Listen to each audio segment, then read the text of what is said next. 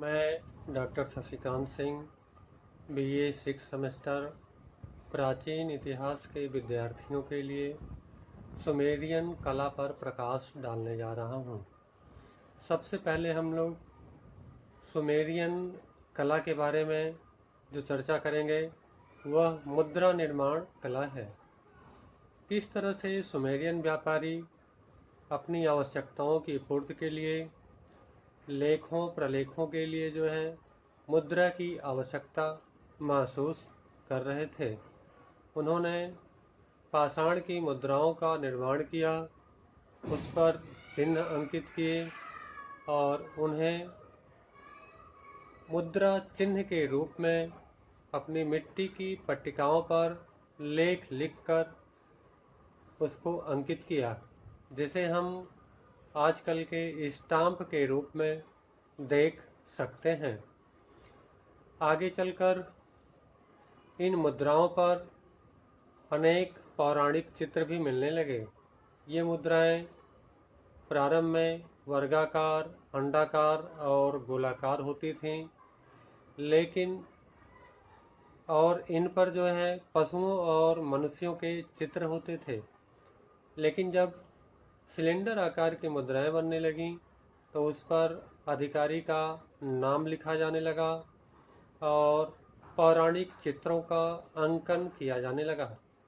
इन पौराणिक चित्रों में जैसे गिलगामेश और वृषभ के युद्ध का अंकन अथवा सिंह और वृषभ का अंकन किया गया तथा अधिकारी का भी अंकन किया गया, जिससे यह मुद्राएं पहचानी जा सकें। ये मुद्राएं हमें कैलसिडनी नामक पत्थर से निर्मित की गईं। कैलसिडनी नामक पत्थर से निर्मित की गईं, जैस्पर नामक पत्थर से मिली तथा स्फटिक नामक पारदर्शी पत्थर की भी मुद्राएं बाद के काल में मिली। अब हम स्वर्णकार की कलाकारी पर चर्चा करेंगे। किस प्रकार से सुमेरियन स्वर्णकार अपनी कला में दक्ष दिखाई देते हैं। उनकी कला न तो धर्म से प्रभावित है, न तो परंपरा के बंधनों में जकड़ी हुई है। उन्होंने अपनी भावनाओं को स्वतंत्र रूप से अपनी कला के माध्यम से व्यक्त किया है और उनकी यह भावनाएं हमें अस्त्र शस्त्रों पर, पात्रों पर तथा मूर्तियों पर स्पष्ट रूप से दिखाई देती हैं। हमें उर की समाधि से एक राजा का अवशेष प्राप्त हुआ है। राजा के सिर पर एक भारी सोने की चादर का मुकुट है, जो देखने में काफी सुंदर और आकर्षक दिखाई देता है। राजा के कमर में एक खड्ग बंधा हुआ है, वह भी काफी आकर्षित करता है। इसके अतिरिक्त बगल में सोने का एक कटोरा भी रखा हुआ है। हमें लगस से एक रजत पात्र मिला हुआ है। इस रजत पात्र के चित्र उल्लेखनीय है। इस पात्र पर एक सिंहमुखी चील का अंकन है, जिसके दोनों पंजों में 2 सिंह हैं और वो दोनों सिंह जो है बकरों को पकड़े हुए हैं और यह चिन्ह काफी आकर्षक है।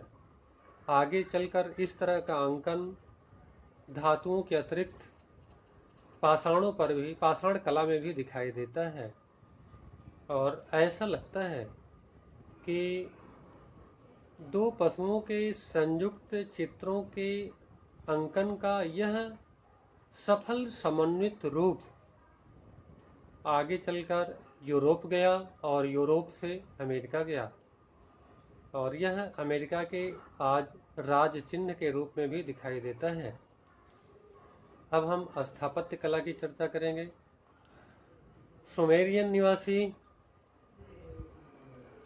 अपनी स्थापत्य कला के अवशेष उर और लगस से जो छोड़ जाते हैं, उन्हीं के माध्यम से उनकी कला को हम परिभाषित करते हैं। हमें उर के मंदिर से के बाहर एक वृषभ का चित्र मिला हुआ है जो काफी आकर्षक है। उसी के बगल में एक चील है। चील सिंहमुखी है और वह हिरण के पंजों पर अपना पंख फैलाए हुए है। एक अन्य चित्रण में डेयरी उद्योग का चित्रण किया गया है। हमें उर से एक चित्र मिला हुआ है जिसे उर की पताका कहा गया है। यह विजय दिवस का चित्र है। किस प्रकार से राजा विजय प्राप्त कर बंदी सैनिकों को घसीट कर ले जा रहा है। एक अन्य चित्र में राजा अपने विजय के उपलक्ष्य में उत्सव मना रहा है। लोग कुर्सियों पर बैठे हुए हैं और उनके हाथ में शराब के प्याले हैं तथा वह अपना मनोरंजन कर रहे हैं। एक अन्य कला का अद्भुत नमूना हमें लगस से प्राप्त होता है, जिसे यनातुम का गृध्र पाषाण कहा जाता है। यनातुम लगस के राजा थे। उन्होंने उम्मा को पराजित किया और पराजय के पश्चात किस प्रकार से उनके सैनिकों को जो है घसीट कर ले जाया जा रहा है। विजयी सैनिकों के सिर पर शिरस्त्राण है और उनके बाल बाहर लटक रहे हैं। इसी तरह का अंकन यनातुम का भी है और उनके रथ गदहे खींच रहे हैं। एक अन्य कलात्मक अंकन में मृत सैनिकों के मांस का भक्षण करते हुए गिद्धों को दिखाया गया है। यह चित्र काफी आकर्षक है। एक अन्य कलात्मक अवशेष हमें मिला हुआ है जिसे निरामसिन पाषाण कहा गया है। यह कला अक्कादी शासक निरामसिन की है।